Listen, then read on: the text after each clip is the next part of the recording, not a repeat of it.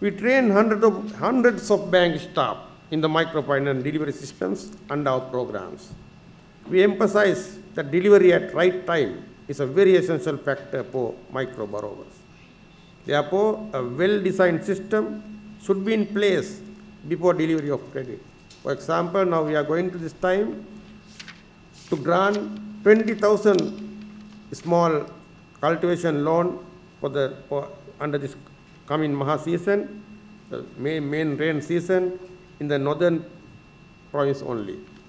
All recently resettled displaced people, complete people. Now the PFIs have great understanding about the value of system building, maintaining continuous relationship with the groups, group members and their societies at grassroots level. Central Bank facilitates the government in drafting the Microfinance Act, which will be presented to Parliament by the government after reviewing the views of the microfinance industries. Those are our involvement in the past in this microfinance sector. Then the benefits of financial inclusiveness. So we have observed that financial inclusiveness through microfinance could be able to promote more income generating opportunities to enhance per capita income among the people in the low income category.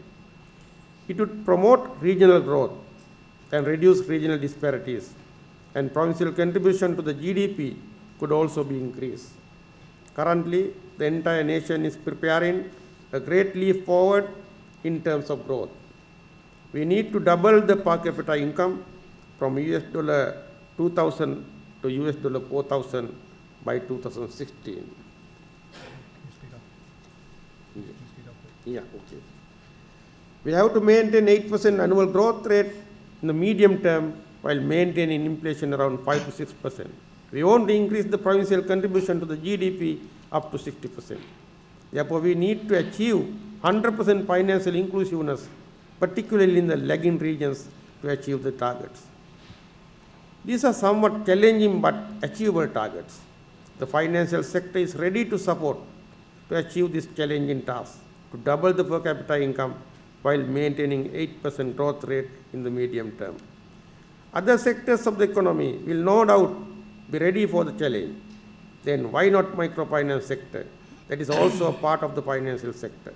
Therefore, Sri Lankan microfinance sector has a great role to play to achieve the development targets of the country through promoting financial inclusiveness.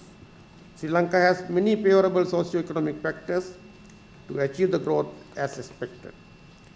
Literacy rates of our Sri Lankan people is comparatively high. They are adaptable for new technology. They are ready to learn. They have the capacity and the courage to come out from any kind of worse situation. Therefore, giving 25 chicks, 2 goats, or 1 cow is not sufficient today. That era is now in the history. There may be a few number of people who need such type of livelihood support, but majority of low-income people they have income near poverty line or just above the poverty line. Therefore, they need more support from the financial sector for improvement of their social and economical status on sustainable way. This financial inclusion is not enough for the sustainable development of the livelihood and enterprises of the low-income people. Earlier, we focused only on livelihood support under microfinance. At that time, what we wanted was to support the poor to cross the poverty line only. Now the expectation of the nation is different. Everyone wants to march forward to achieve ambitious targets within the medium-term time framework. I would like to conclude my remarks quoting the Central Bank Governor. Recently, a project proposal was submitted to Governor Central Bank, Mr. Ajit Niwat Kapral, by a foreign party. It was a community-based project funded by the foreign party. Under the project, farmers will also earn income. The governor's first question was, how much income a farmer could receive per day? The answer was maximum $4 to $5 per day.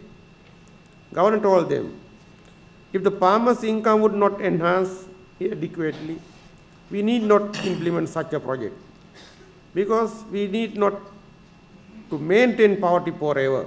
We won't eradicate poverty. We want to raise the income level of the low income category substantially. Therefore, the message is very clear. All microfinance practitioners need to think of the ways and means of increasing the income of the poor, not just for their survival, but to raise their income and living standards par with other segments in the society through financial inclusiveness. Otherwise, the poor will remain poor forever. Therefore, as a central banker, I hope Sri Lanka microfinance practitioners would come forward with appropriate products and mechanisms for the benefits of the poor. Finally, I wish all the success of this forum and pledge our support to microfinance sector to promote financial inclusiveness as a gateway for upliftment of income and social status of the low-income segments in the country. Thank you.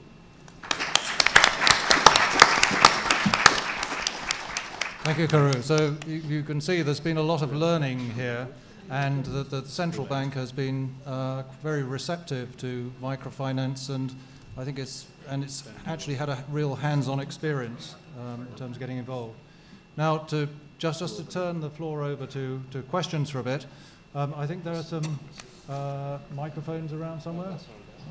Whilst we're just sorting that out, perhaps I can ask a question to Mary Ellen to start with. I mean, who would you hold out as the best example in your network of an MFI in terms of financial inclusion, apart from CARD, of course? Yeah. Yeah, it's hard to beat CARD. You might want to. Well, I think we've got, you know, as I said before, we've got such a great variety of organizations. We've got. I'm quite fond of some of the work that an organization in Jordan, Microfund for Women, is doing. It's really characterized by being a very, very innovative organization, and we've just piloted our first health microinsurance product with them. Again, recognizing that the main reason that their women clients were saving was in anticipation of health emergencies. And at the same time, the principal reason that women's businesses were being decapitalized was to cover unintended or unexpected health emergencies. So we saw that combination of events as being ripe for piloting a health microinsurance product that covers the time away from a woman's business if either she or any of her family members that she needs to care for are ill. So Microfund for Women does not mobilize savings, so they're not yet in that realm. I think the institutions that we're working with that I talked about, and CARD, who are on the forefronts of this mobilization of savings and are dealing with some of the challenges that I mentioned, are making huge strides in the area of financial inclusion. And then again, I might just call out to our hosts, Hatton National Bank, doing some very interesting work in bundling products, bundling remittances with savings.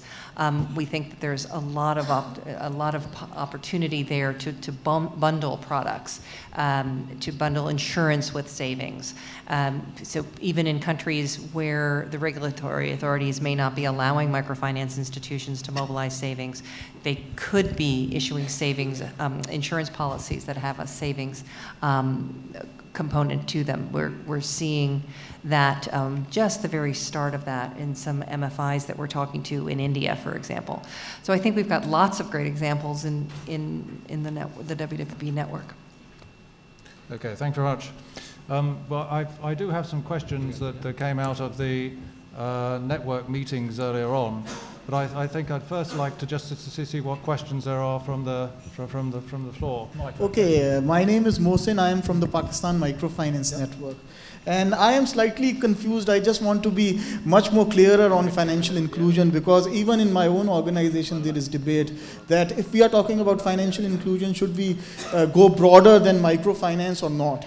So I just want to know whether financial include would include increasing outreach, both in terms of increasing it horizontally and vertically. Is it about product diversification? Is it about creating new kind of institutional